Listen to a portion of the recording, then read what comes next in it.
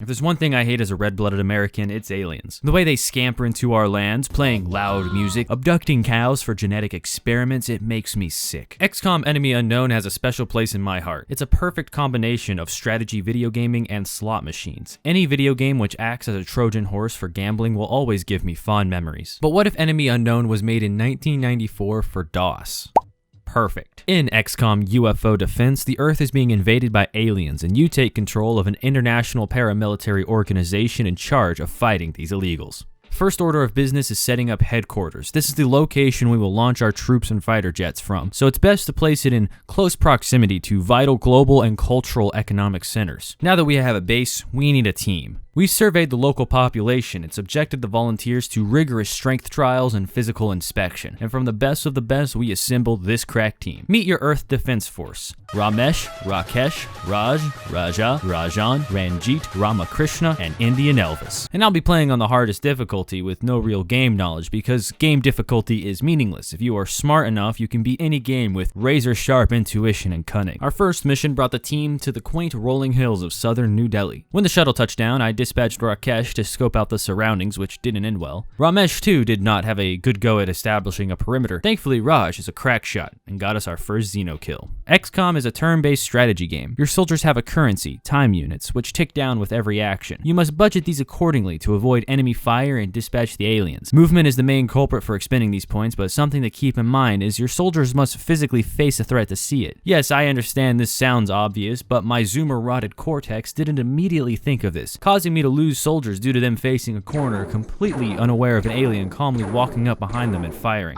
Turning troops also costs points, so be sure to factor this in when making your moves. The other main action is firing weapons. This is where the gambling comes in. Selecting your weapon gives you firing options. An aim shot with the highest accuracy but also the steepest TU cost, snapshot, which is lower accuracy but also cheap, and auto shot, more TUs than snap and lower accuracy, but because more bullets leave the gun, it feels better. This is what makes the game fun. The euphoria of a low chance hit will course through your veins. True elation like this is hard to find, and it's the only time I've ever felt alive outside of the casino. As such, I recommend using gambling rules. The last thing that matters when gambling is numbers. If you have ever checked things like probability when gambling, I have a name for you. Coward. Are you so scared to fight the universe you need the safety of numbers to swaddle you like a blanket? Gambling is an aura-based endeavor. As long as your pineal gland hasn't been fully calcified, you should be able to intuit where the money is. Same idea with shooting aliens. What feels better? One bullet or many? Even if you want to look at numbers, check this shit out. One shot at 31% or an auto shot at 21%. 3 bullets at 21%, you're shooting 63%. Do that twice, that's 126%, man. It's mathematically better. Back in our opening battle, there were many casualties, but even after absolutely housing around the center mass, Indian Elvis got the final shot off, securing one for humanity. Yes, this opening battle may have taken a toll, but now that Indian Elvis has real combat experience, he will become the backbone of the Earth Defense Force, leading and training the next generation. The second mission can only go better. You know, there's no shame in playing a game on a lower difficulty, because game difficulty is ultimately meaningless. You know, Rome wasn't built in a day. Patience and learning are virtues, so of course, I'm going to play around on easy for a bit, just to, learn. The bases you construct house radar facilities and hangars, allowing you to detect and attempt to intercept inbound craft. Any kind of ground incursion is handled by your ground team, dispatched by a Sky Ranger. These missions can be categorized as follows. Alien landing, a battle with a map based on the terrain where they landed. Crash landing, same as before, but when your jet shoots them down. Preferable, as many of the Xenos won't survive impact. Terror missions, alien assaults on high population areas where you must protect civilians who have the self-preservation instincts of prey animals. Base defense missions, when the aliens launch an attack on your HQ while your soldiers are still in their bunks, and your own assaults on alien Earth bases. In your struggle against the invaders, you will encounter many different kinds of aliens. Sectoids, normal greys, just like real-life aliens. High-ranking ones have the ability to mind control your team members, turning them against their comrades. Floaters, cybernetically enhanced life forms capable of flight. Reapers, large bipedal things. They have no projectiles and their size makes them easy targets. Silicoid, oozing pink blob. Celatid, floating pink blob. Cyberdiscs. Imagine the inhuman terror of watching a UFO land and then a smaller UFO emerges. Imagine if the conquistadors could have pulled that move.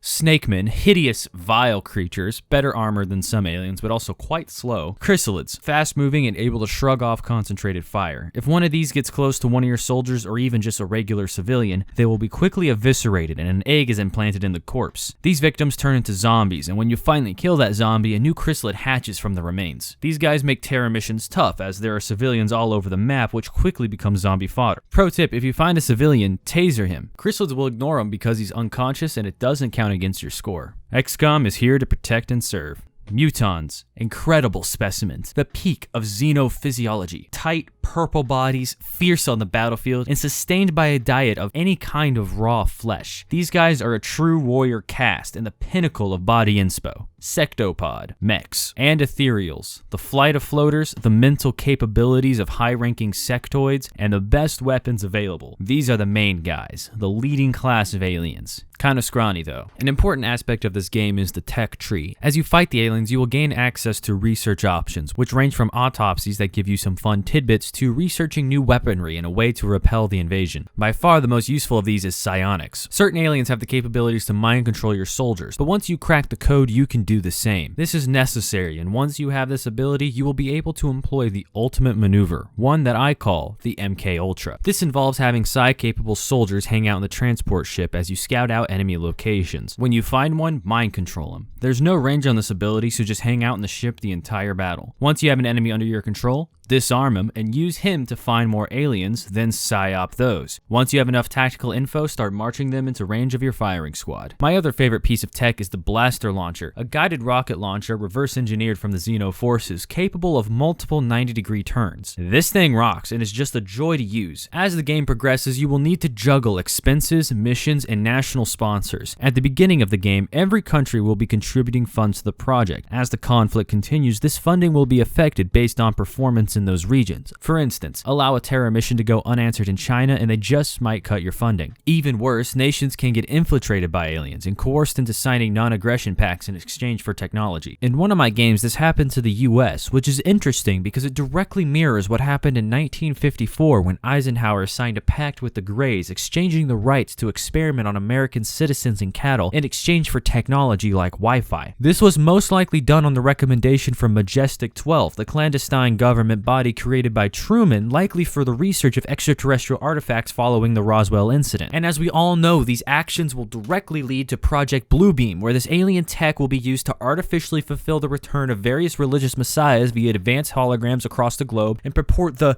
new truth, which is of course the establishment of a one-world religion which will seize control of all facets of power and allow supernatural forces to emerge from the ether through the power of controlled collective unconscious. As XCOM gains more experience, knowledge, and gear, it becomes evident we are engaged in an impossible battle. If the war continues as is, defeat is inevitable. It becomes imperative to capture a live alien commander for interrogation. Any information at all can help turn the tide, and when you look at that, there's an enemy base on Mars, fully kitted with cloning facilities and a hive mind brain directing the invasion. With this intel and the feat of engineering known as the Avenger vessel, it's time to gather a team of our strongest soldiers and tech to bring the fight to them. Cydonia is a desolate place with pyramids and a contingency of psych-capable forces defending the entrance to the stronghold. Once the first force is dispatched, the elite Earth Defense Force gains entrance. It becomes a close-quarters brawl to reach the brain and put a stop to the invasion. This was a terrible struggle, and lots of good men were lost in the process, but finally, against all odds, Indian Elvis 2 made it past the guards and fired a blaster bomb square into the hive mind's brain, destroying the Scourge.